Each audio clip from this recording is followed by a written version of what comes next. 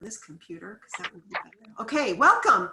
I'm Joya Goodrum here with the McMinnville Chamber of Commerce. I am so happy to have all of you here tonight. We have Courtney Ferrua and Lauren Berg. They're going to be talking about education and schooling your kids and Zoom and how to deal with all of this and helping your kids be successful and maybe even talk a little bit about how best to approach the teacher and, you know, what are the expectations and those kinds of things. So welcome, Courtney and Lauren. I so appreciate you being here. Also, our guests, welcome for listening in, and thank you for being here. I'm going to mute myself, and if everyone else would mute themselves as well, then we can turn it all over to Courtney and Lauren. Thank you. Well, thank you, Joya. Thanks for having us here today. And we have just a brief couple of slides that we put together, but we really want this time together to be interactive. So if you have specific questions, you know, let's have that conversation. As Joya mentioned before, there's lots of things that we are building as we're, you know, building the plane as we're flying it. This is a unprecedented event, and there's not really any school district that we can look to that's done this exactly before. And so we are really embracing a growth mindset in all of this and being reflective and refining our practices as we go. So your feedback is important to us as well. As she mentioned, I'm Courtney Ferrua. I serve as the Director of the Curriculum, Instruction, and Assessment for our school district. I call myself the Director of the CIA, but it's been a year to take on that job. With me is Lauren Berg. She is the principal at Washer Elementary, and we are just excited to be here. So this, I wanted to show you, this is from the Patton staff that they sent out to their students. It's welcome to your 6th grade year. So we're having to rethink kind of all of the things that we know about education and do them just a little bit differently. So typically in a normal years, Patton does a robust, you know, 6th grade transition where they bring the 6th graders onto campus and they go through a whole day of orientation and, you know, having to be physically distant during this time. We're having to rethink all of those things, but they're doing a great job. Over on the left, I put our district mission statement. So achieving excellence in education has been our mission statement for a really long time.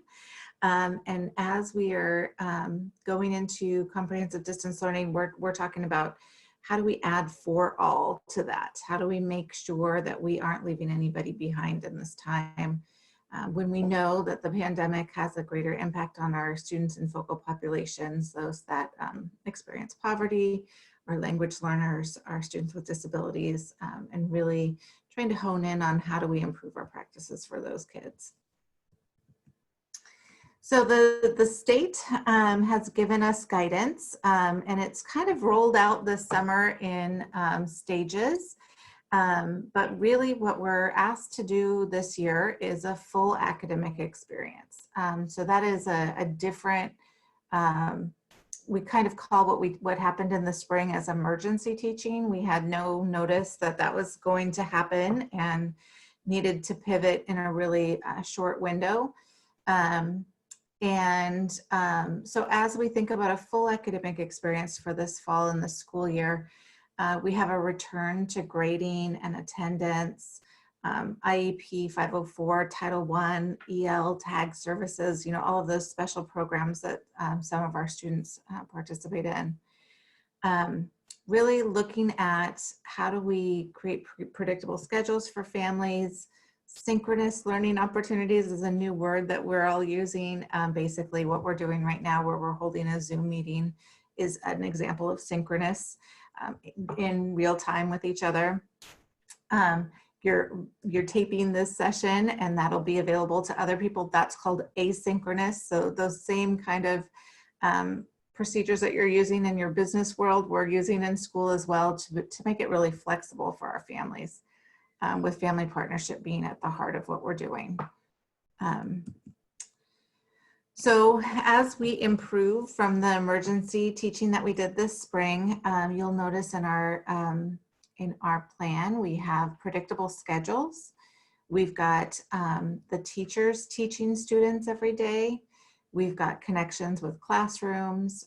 We're still offering flexibility for families, recognizing that the schedule is not necessarily going to work for everyone, but that focus on each child being successful.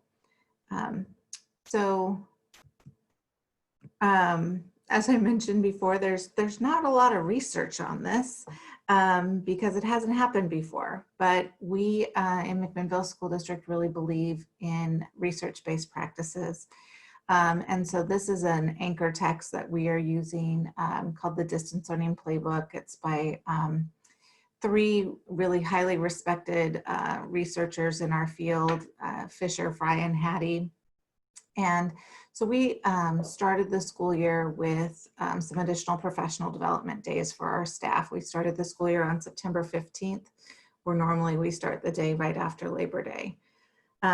We needed to get all of our staff kind of up to speed on all of the new gadgets and things that we're using. So Google Classroom, how to digital tools like Edpuzzle, Pear Deck, Screencastify. That was one of our biggest challenges this summer, was to really carefully select the digital tools that we needed in order to be successful. There's a lot out there, and so instead of going wide with a lot of tools, we decided on a handful of tools that could be used across content areas where our teachers could really feel successful with them.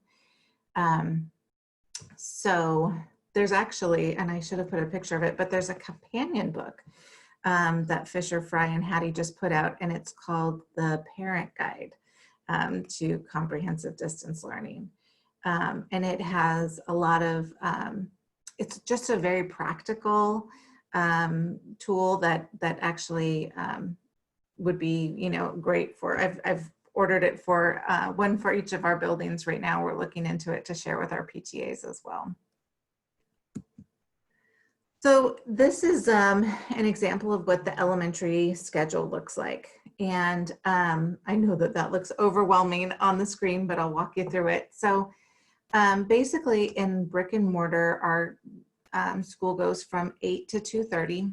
And so we wanted to kind of have kind of the same amount of work for students, but it is pretty flexible. So where you see the light yellow here, that is a synchronous time where this elementary student can log in and have direct teaching from their teacher. So it's 1, 2, and 3 times. The specials are music and PE. So they're basically logging in for English language arts and then also for math. There's other times during the day that are in a different color, where the students are doing assignments that are posted in their Google Classroom or using one of our digital curriculums like iReadyMath. Then there might be another time where a student needs help or they are in an individual intervention group, and those would be during these office hours kind of times when there's different facilitation. So we wanted to provide enough support so that it's the teachers doing the teaching and the kids are, you know, connecting with their teacher every day, but enough flexibility so that things are available to families at other times as well. Our synchronous learning sessions for ELA and math are recorded every day. So if families are unable to kind of log in or Zoom in during those times, the students have access to them in their Google Classroom at a different time. To kind of look at this as a comparison of kind of with the Teachers' Day, we really recognized that it was very important for our staff to have additional planning time in order to prepare for this new way of teaching. So we're calling brick and mortar in, you know, what like in a typical school year. So they would have face-to-face time for 320 minutes per day in a normal school year. In this version, they're with kids face-to-face for about 90 to 120 minutes, which gives them more time for prep and collaboration and office hours so that they can kind of tailor it and individualize it. At secondary, in the spring, so in a normal school year, secondary students take between 7 and 8 classes at a time. And what we found in the spring was that was really challenging for families. So during this time, we're doing what we're calling a 4x4. So they will take 4 classes for the first quarter and 4 classes for the second quarter, which will still give them 8 courses for the whole first semester. But it gives families just the opportunity to just focus on 4 courses with 4 teachers. It kind of lowers that demand just a little bit. They also have predictable times. So each period, each one of the 4 periods has a 45-minute synchronous time each day. Those also are recorded and available for families that can't make it to those meetings. But for secondary, we're really encouraging students to do that as the content gets a little bit more challenging. It's harder for families to support. For example, my daughter is in algebra right now, and I was trying to help her last night, and that wasn't going so well. So I'm very grateful that she has an algebra teacher that can help her. What you'll also notice is that they have a advisory class, and that advisory is kind of like a homeroom that they meet with once or twice a week. And so if I'm a secondary teacher and I have 20 kids in my homeroom, or advisory, at the high school they call it Grizzly Nation, and then the middle schools call it advisory. So if I use both of those terms, I mean the same thing. But it's basically like these 20 kids are going to be really carefully monitored by their advisory teacher. The advisory teacher is going to be paying attention to how they're doing in the other classes. They're going to be the primary contact for the family, so that families have one person where they can go to get advocacy and support, just to kind of, really personalize this experience as much as possible. So, this just kind of breaks it down what it looks like for our teachers. In a normal brick and mortar, the teachers would typically teach about 6 classes out of the 8. And in this situation, they're teaching 3. They have about half as many students, and then that gives them additional time for prep time and face-to-face and all of those office hours and outreach. We have a family resource site, which is a website that we just launched last spring. It is still under construction, and so I'm really interested in your feedback and things that you might need on this site. Lauren and I are working together to kind of improve it for our families. But I was actually going to head there for just a second. So the family resource site the link is on our website, and you can also use that QR code that's in the document. I can share that with you, Joya. What we're looking for on here is just information that families need in order to be successful. So we've got a distance learning page that has the links to the schedules that I just showed you.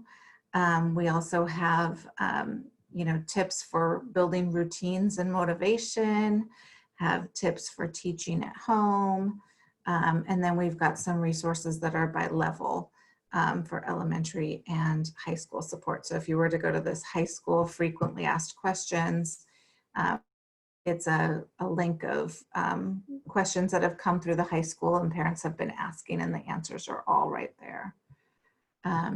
We also have technology help. So there's Chromebook checkout and kind of basics on getting the Chromebook to operate and hooked up to your internet. Clever is a portal that all of our digital resources are housed at. So if you learn how to get into Clever, then all of the other digital curriculums are just right there. We've got, video conferencing, so about Zoom and Google Meets. Parent Square is a new app that we're using to communicate out to basically text message families. And then, Google Classroom and other, questions and answers that are here on this page. Finally, on this page, just recognizing that this is a time when a lot of our families need additional social supports. There are links to crisis help. There's links to community resources for food, housing, OHP, other mental health supports that are available for them on this site. We've just linked to the agency so that it's easy for our families to get into. In the coming month, we are going to be hosting some parent nights where parents would come into a Zoom meeting, not unlike this, and we would do kind of a hosted walk through the family resource site with a certain theme. Lauren, I don't know if you want to add anything to that. Sure, thank you. Yes, I'm working under Courtney's guidance to work with a group of educators to be a family resource subcommittee, really to hear feedback and needs from parents and families that are working with students at home, and then utilize the platform of our parent nights and our family resource website to continue to provide information that's timely and directed specifically at the needs that we are hearing in the moment.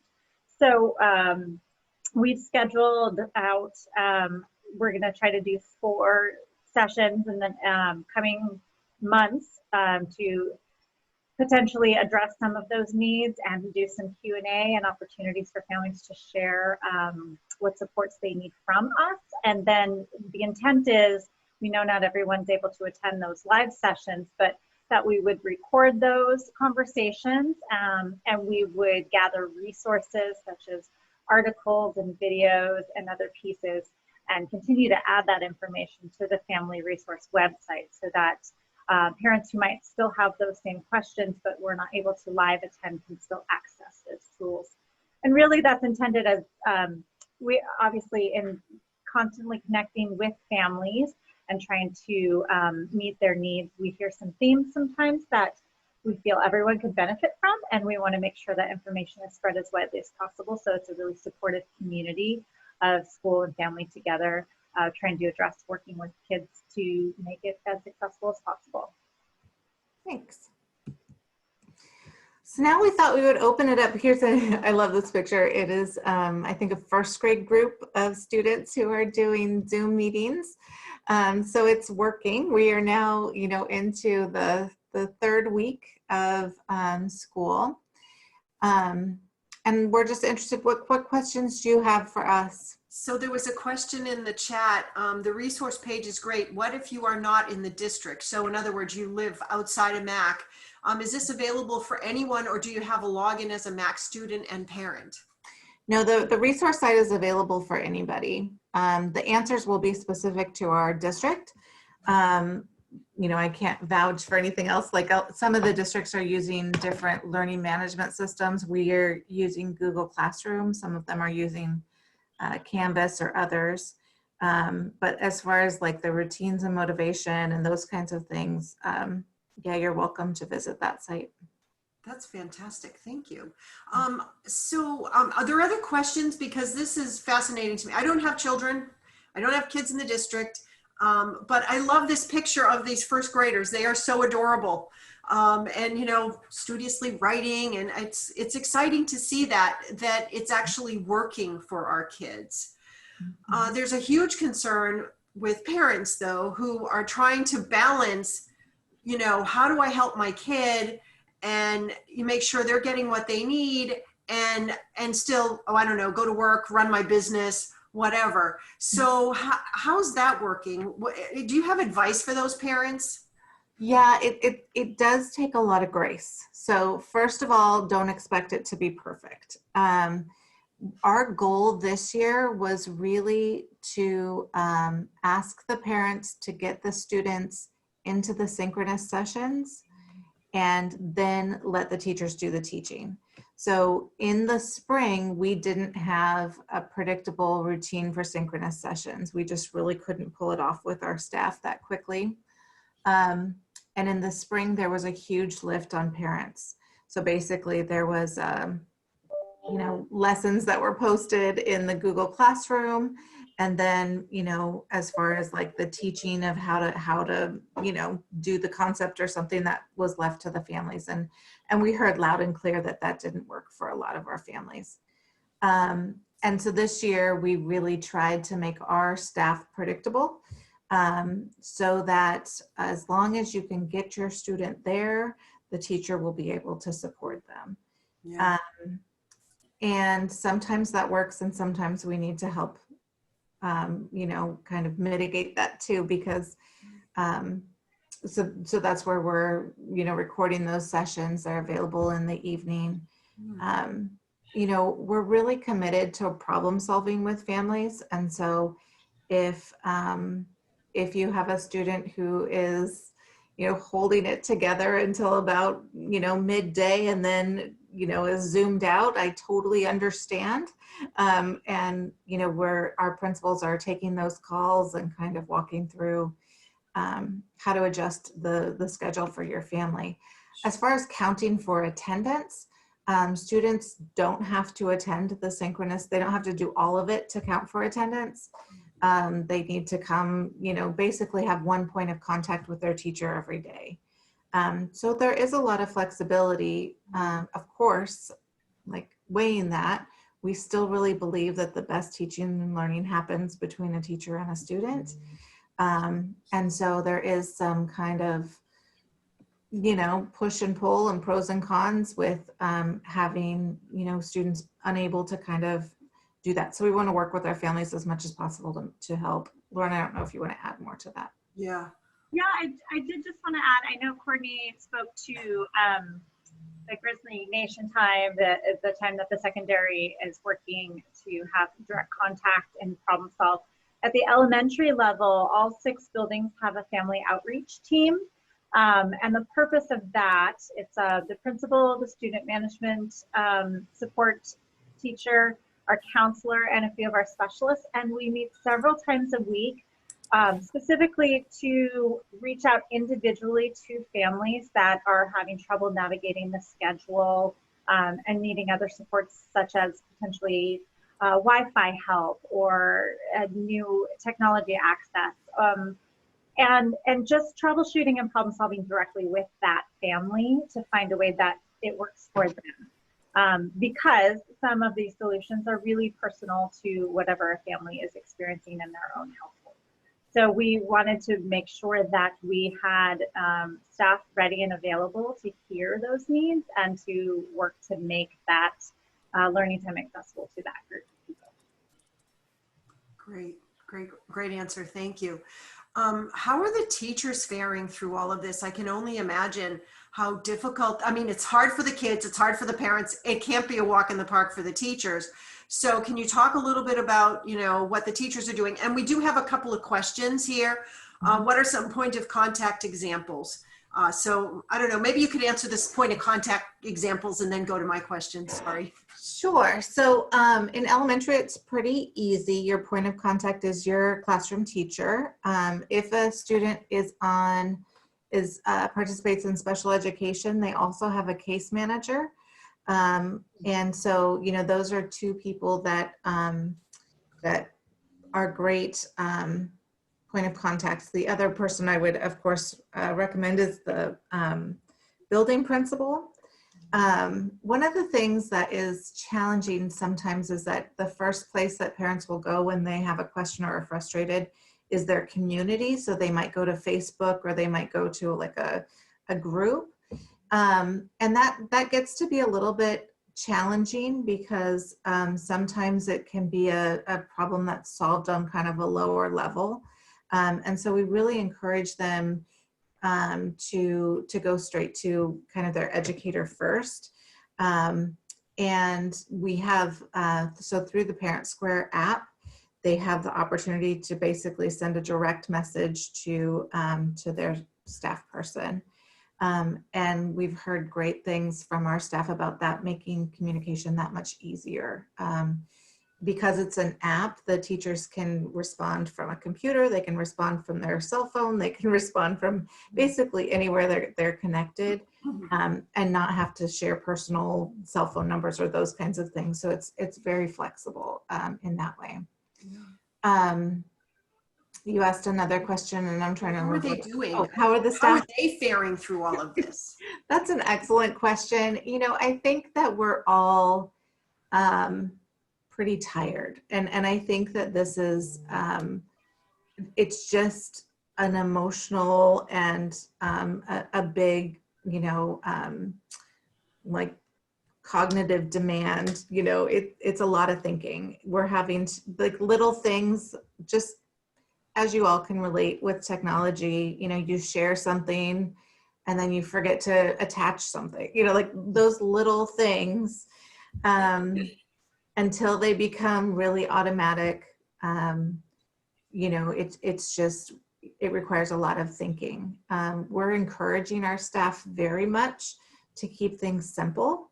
As I mentioned before, there are a whole lot of bells and whistles and ways to make things very fancy. And you know, while there might be a time for that, it also kind of, you know, it's like the Pinterest phenomenon. I'm so glad that I got married before Pinterest because it's way too demanding, you know, to make everything perfect. And I think that our staff is feeling that way too. And so we're just encouraging people to kind of focus on the relationships with students, focus on good pedagogy, like good teaching and learning. And the fancy things, you know, may come later, but they may not, and that's okay. Holly posted a question. She was wondering how the teachers are looking at how kids are doing. There's concern among parents about the worry that kids will lose ground, not be ready to move to the next grade. She has a teen daughter that she is unable to interact with the other students, often not hearing the questions posed by the others during class. What would you suggest to help with this? That's a great question, I think.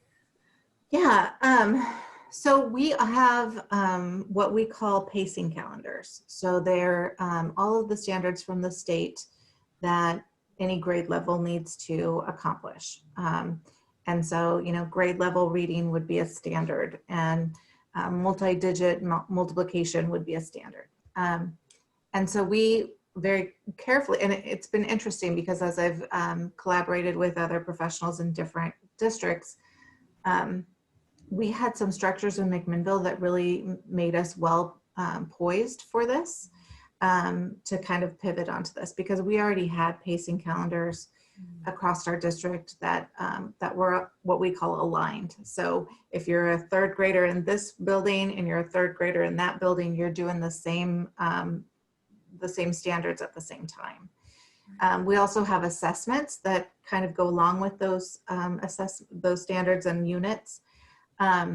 So we had a lot of conversation about this, like how do we know that our students won't have gotten, you know, the same, won't have had the same level of instruction that we would normally have in a brick and mortar. And that's okay because it is a global pandemic right now. So everybody is going through the same thing. And we decided that we would continue with our pacing calendars. So you could say, all right, if a student is in 7th grade right now and they missed basically the last quarter of 6th grade, that we should go back and start with those 6th grade standards, right? But we decided not to do that.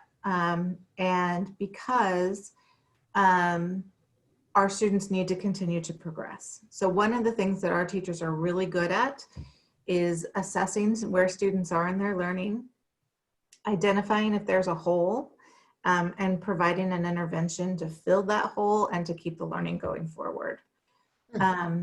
And you know, so we're all kind of in this situation together. I've been participating on a community of districts that are about the same size as us. So Albany, Corvallis, you know, Bethel, like different districts around the state. Everybody is in the same boat. And so I'm confident that in McMinnville, we do a really great job of moving students forward in their academic achievement, and that our students are well poised to continue to do that. If there's I think part of the question, and I can't see the chat when I'm sharing my screen, but there was a question about not being able to hear classmates and, you know, something like that. Yes. If there's something wrong with the Chromebook, or if you need a Chromebook, you know, if there's a technology glitch that's getting in the way, that's definitely something that we can work with you on to get it fixed or to get it exchanged for another one. Again, McMinnville was in a great place to pivot to this because we were pretty much one-to-one Chromebook district going into this. So we had enough.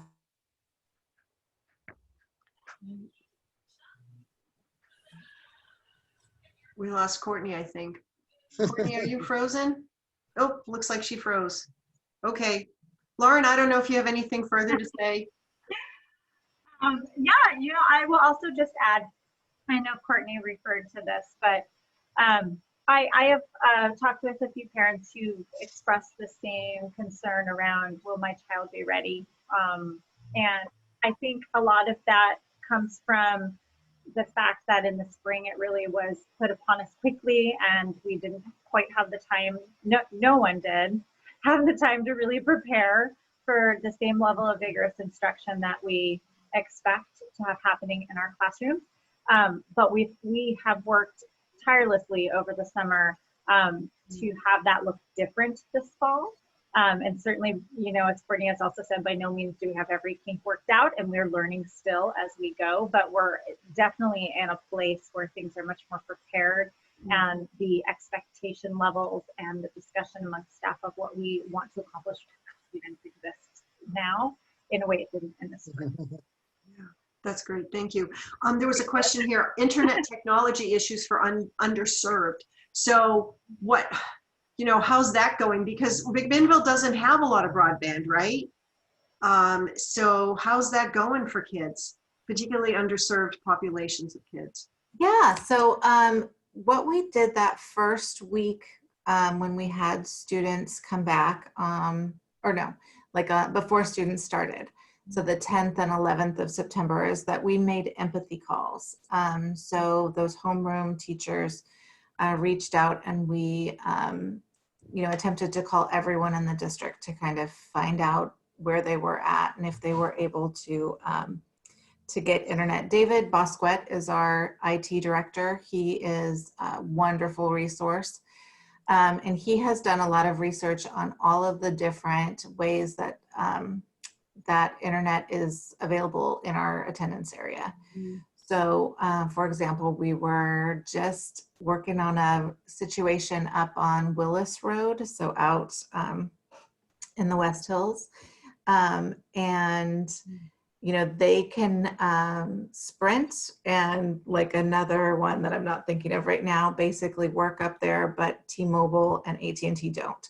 And so we're able to get some hotspots from different vendors that cover different areas.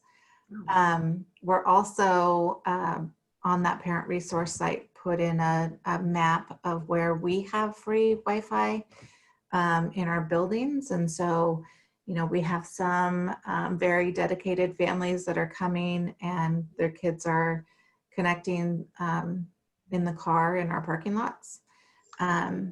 As we, our goal is to have maybe our gyms open with some different workstations that families can come and use that space.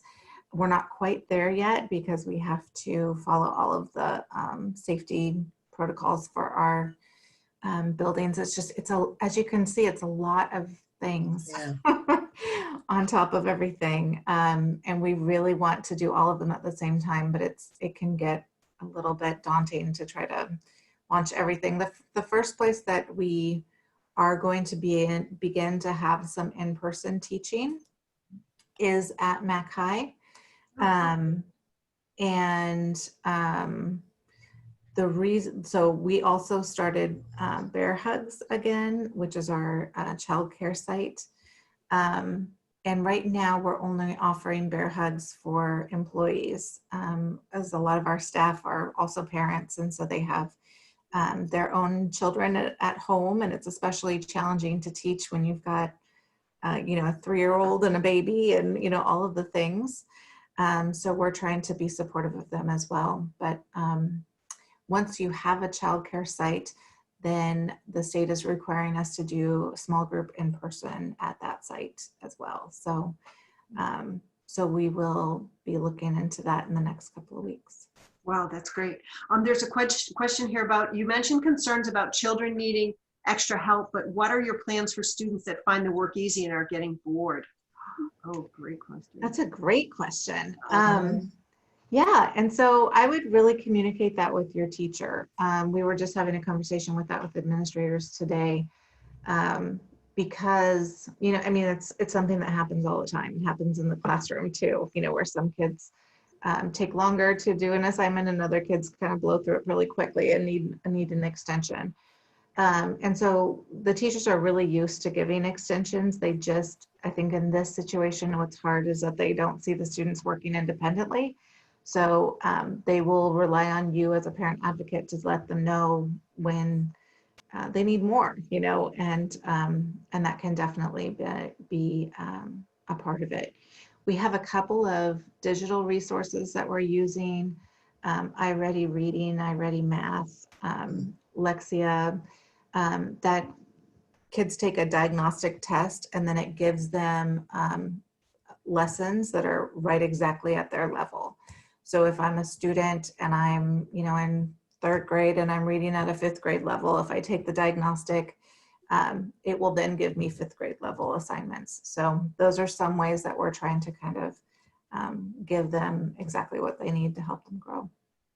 I would add that additionally, teachers and assistants supporting the classrooms are utilizing those office hour applied instructional times to serve kids at all levels. Because we have both classroom teachers and assistants available. There could be during that time that a group is being told to get some special instruction in an area that they might need or qualify for, but it also could be that a group of students needs an extension and have those same standards pushed to a higher level for themselves. So as teachers are getting to know their students, they're starting to build that into the structure of the day, and some of those topics can be used in all areas. So as Courtney said, really making sure that communication is happening with the teacher as they're trying to level students out and apply the learning and all the different needs. They can do that as well. Great. Another question, are there any classes the kids can take at the high school that would give them college credit? Something that is part of a regular instruction, or is that extra?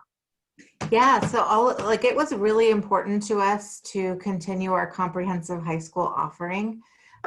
Mac High is a pretty incredible place to go to high school because you have so many options. So actually, halfway during the summer before the governor released the metrics for that put us into comprehensive distance learning, we were looking at a hybrid where kids come in smaller cohorts, maybe several times a week. And it was really challenging to think about how to do that at the high school because we have so many offerings for kids. So if I'm a student and I'm taking, advanced literature and welding and, something like those, each one of those classes puts me in contact with the students that are also in that class. And so when you think about, they call it a stable cohort of 20, or, it's based on the square footage. So it's between 20 and 25. We really struggled with that because every time a student has an elective or has choice in what they're taking, it breaks the cohort. while we're in comprehensive distance learning, it's a lot easier because they can, virtually attend all of their different classes. And we are still offering all of our college credit now classes and courses so that students are earning those college credits. And we have one of the highest, outcomes in the state with how many credits our students graduate with. So it's a pretty incredible opportunity for them as well. That's great. Thank you. It is now 6 o'clock. I want to be mindful of everybody's time. We started about 40 minutes ago. Are there other questions or anything else that, Lauren or Courtney, you'd like to share? This is hard for everybody, right? And, but I applaud the changes that you've made and how you're working to really provide a great educational experience for these kids. Because there is no playbook. Well, there's that playbook that you showed earlier, but when did they write that? Just recently, I presume. So, do you have advice for parents on what, they can be doing? And I know you probably said this, but maybe a bullet point list of, best practices for parents as they're trying to navigate this whole situation for themselves and their kids. I think the most important thing truly is to stay positive. You set the weather for your child's experience with school. So if it feels frustrating or stressful, they're feeling that, and that will influence how they feel about it as well. We talk a lot about having a growth mindset, so when I was kicked off the meeting here a few minutes ago, that's embarrassing and, frustrating and all of those things, but, I have no control over it. So I'm going to get back in the meeting. We're going to start again. And, if I miss something, we're going to do our best and keep going. And I think kids really need that because this feels weird to them. But we're doing the best we can. Schedules and routine are really important. So, keeping the learning environment kind of organized. I also, I think personally, I have a freshman in high school and a 7th grader right now. And that at times my husband and I were both working from home and they're learning from home, and it's a lot. And I think keeping a balance between home and school is just as important as keeping a balance between work and home.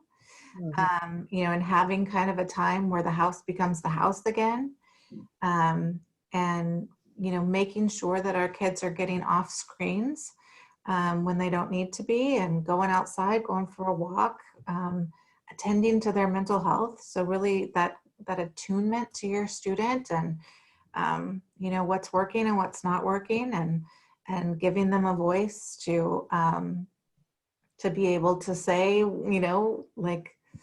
when are you learning best? What do you need support with me from? Like all of these feedback things that kids really know and can give us a lot of insight. I would say that if you are running into a roadblock, please talk to your school staff first, because we would much rather know and help handle the problem when it's small, even if it's a small thing. I don't know, Lauren, if you want to add anything to that. Yeah, actually what you just said kind of feeds into some of the biggest successes that we're having are the families that are reaching out to us. And then as a team, we're creating really small incremental goals together, recognizing that this is where you're at right now and that's okay. And we're just going to acknowledge that and voice that. And let's work on building this small piece into the next few days. And I say that because I think that looking at all of it in its entirety, trying to balance everything along with personal lives and family and work for a lot of people felt really big. So to be able to acknowledge where they're at and then think of the success of building on a little at a time has been really successful for a lot of families that we're working with. And to that effect, it keeps that positivity that Courtney was talking about. It keeps people feeling like we're figuring this out, we're getting through it, and that's a wonderful thing. So I think having those small moments, and when I say that, I don't mean it always has to be academic goals. And maybe your goal is that at whatever time, at 4:30 every day, those Chromebooks go away and you take a walk with your kids. Something to continue that relationship and to build in the mental health and the natural components that you need to keep going. It really just depends on where you're at. So recognizing that and then setting a small thing to move forward is going to help when you get to that. That's great. Thank you. So there was that, as is the playbook for parents. Short Third Street Books. So someone can order it on Amazon or Third Street Books and maybe get it for them. Buy local, shop local. Just saying. Courtney, you also put a URL in there. And what is that for? Is that for the book too? For the playbook. Yeah. Great. Yeah, it just takes you. Oh, there you go, Lauren. Lauren, thank you. Yeah. So that takes you to the link for the publisher that can tell you more about it. But, Oh, great. And is there school tomorrow? so tomorrow there's an in-service day, which we always have an in-service day the last week in September. It does feel a little weird this year because we started so much later.